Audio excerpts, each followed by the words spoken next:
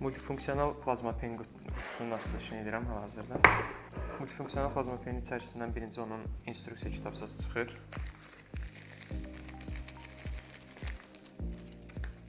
Cihazın özü və qutusu. İçərisində olanlar bunlardır. Qutusunu hələlik kənara qoyuram, qalsın qıraqda. Əsas bunun içəriyidir. Deməli, qutusunun içərisindən çıxanları göstəreyim. Nasatkalarıdır bu, iğnələri, nasatkaları.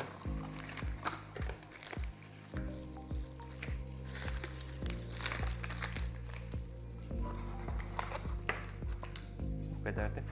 Əsas iş bunun quraşdırılmasıdır. Sadə olaraq bunun adaptörüdür. Type-C kabelindən gəlib. Nasatkalarıdır. Nasatkaların iş prinsipi hamısı bir-birinə yaxındır. Qoşulma qaydasını tez şəkildə izah edəcəm.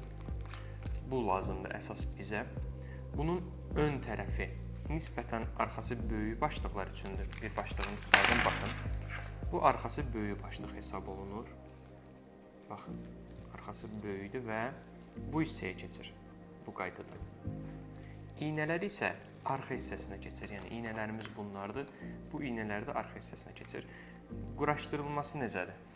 Bunu nisbətən boşaldırıq. Nisbətən boşaldandan sonra əgər böyük başlıq taxmaq istəyiriksə, bu qaydada eləyəndən sonra sıxırıq və nasatkanı üzərinə keçiririk. O ki, qaldı işləməyinə. Üzərində çox sadə şəkildə on-offu var. Fırlatdığımız şəkildə avtomatik olaraq işə düşür, amma düyməni basanda atışını atacaq. İki modu var. Continuous, yəni davam edici, bir də pulsiv mod var. Pulsiv mod 500 Hz sürətlə düyməni bastığımız zaman zərbə kimi, yəni ürək döyüntüsü kimi pulsiv olaraq istifadə olunur. Amma continuous modu isə əlinizi bastığımız zaman davamlı olaraq atışı davam elətdirir. Bunun ən kompleks quraşdırılması isə aiddir onun UV işınına, yəni UV şüası ilə işləyən modudur. Balaca bir kolba şəkillidir, şəffaf şüşəyə oxşuyur və bizə lazımdır.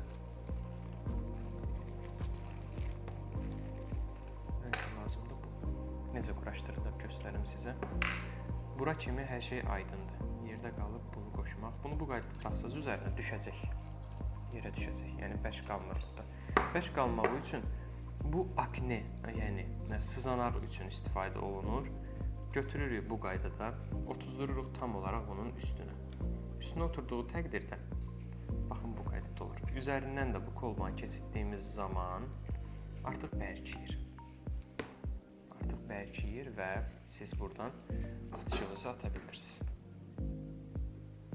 Gücünü artırıb azaltmaq olur. Həmçinin istəsəz birbaşa tokdan, istəsəz də bunu zərətqadan istifadə edə bilirsiniz.